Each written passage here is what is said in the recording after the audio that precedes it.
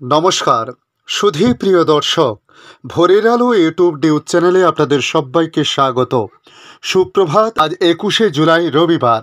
এই মুহূর্তে আবহাওয়ার সবচেয়ে বড় খবর, উড়িষ্যার উপকূলের উপরে রয়েছে নিম্নচাপ, যার প্রভাবে আগামী কয়েকদিন রাজ্যে বৃষ্টির সম্ভাবনা রয়েছে। আজ 21শে জুলাই রবিবার, তৃণমূলের সমাবেশের দিন। আজ বৃষ্টিপাতের সম্ভাবনা কলকাতা সহ দক্ষিণবঙ্গের কোন কোন জেলায় রয়েছে, তার সঙ্গে উত্তরবঙ্গের আবহাওয়ার পরিস্থিতি নিয়ে আবহাওয়া দপ্তর কী জানিয়েছে তা জানাবো আজকের এই ভিডিওর মাধ্যমে। তুলে ধরব বাংলাদেশ আবহাওয়া দপ্তর বাংলাদেশ নিয়ে কী জানিয়েছে।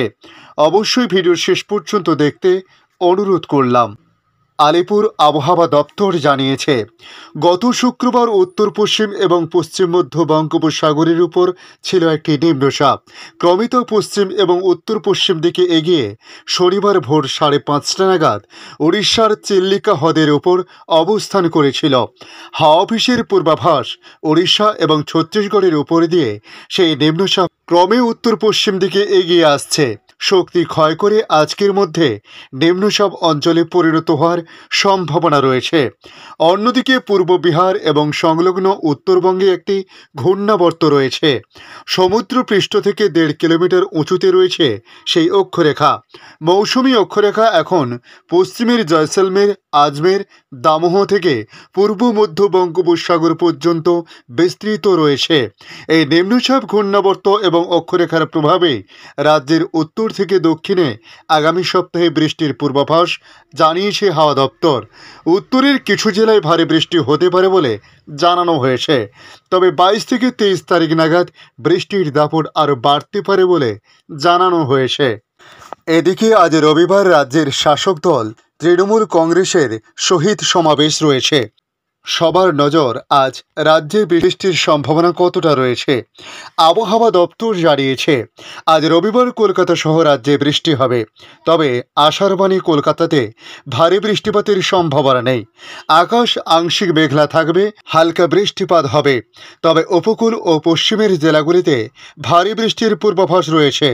এদিকে আজ দক্ষিণবঙ্গের প্রতিটি জেলা, কলকাতা, হাওড়া, হুগলি, উত্তর ও দক্ষিণ 24 পরগনা, পূর্ব মেদিনীপুর, পশ্চিম মেদিনীপুর, ঝাড়গ্রাম, পুরুলিয়া, বাঁকুড়া, পূর্ব বর্ধমান, পশ্চিম বর্ধমান, বীরভূম, মুর্শিদাবাদ এবং নদিয়াতে বজ্রবিদ্যুৎ সহ হালকা থেকে মাঝারি বৃষ্টিপাত হতে পারে।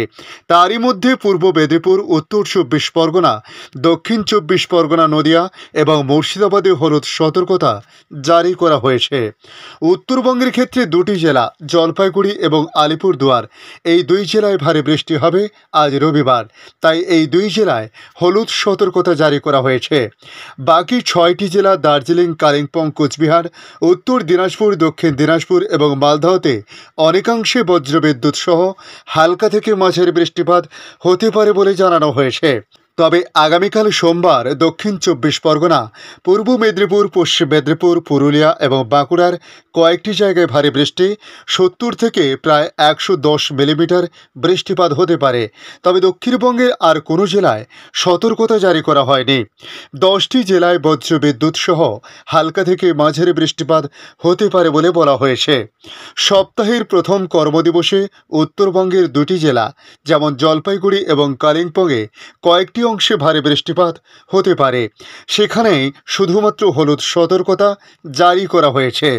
দার্জিলিং, আলিপুরদুয়ার, কোচবিহার, উত্তর দিনাজপুর, দক্ষিণ দিনাজপুর এবং মালদহতে বজ্রবিদ্যুৎ সহ হালকা থেকে মাঝারি বৃষ্টিপাত হতে পারে। ভারী বৃষ্টি হবে না সেখানে, জানিয়েছে আবহাওয়া দপ্তর। এদিকে মঙ্গলবার দক্ষিণবঙ্গের সব জেলায় বজ্রবিদ্যুৎ সহ হালকা থেকে মাঝারি বৃষ্টিপাত হতে পারে শুধুমাত্র 4টি জেলা, হাওড়া, হুগলি, উত্তর 24 পরগনা এবং পূর্ব বর্ধমান। কয়েকটি জায়গায় ভারী বৃষ্টিপাত হতে পারে। ওই 4টি জেলায় হলুদ সতর্কতা জারি করা হয়েছে আগামী মঙ্গলবার।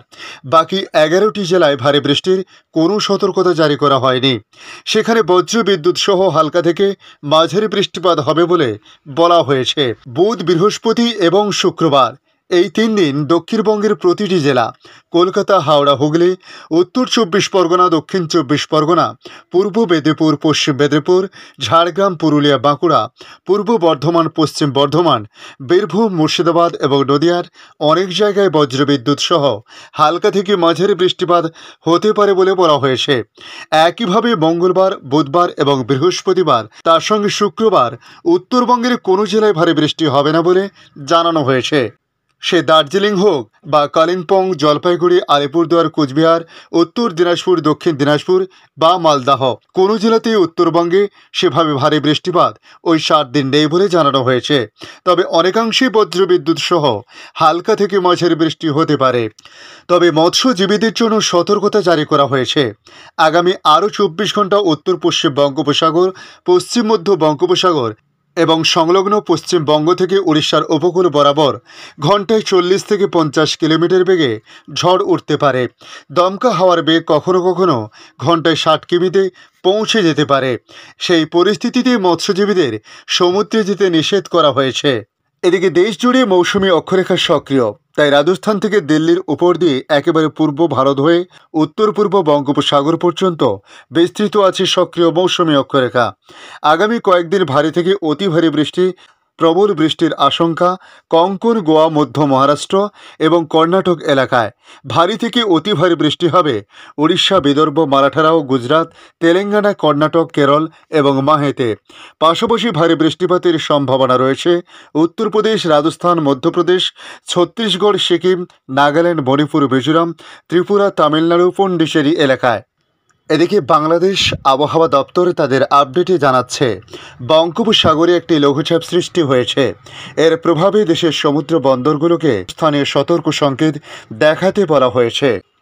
সতর্কবার্তায় বলা হয়েছে, পশ্চিম মধ্য বঙ্গোপসাগর এবং তৎসংলগ্ন উত্তর পশ্চিম বঙ্গোপসাগর এলাকায় একটি লঘুচাপ সৃষ্টি হয়েছে।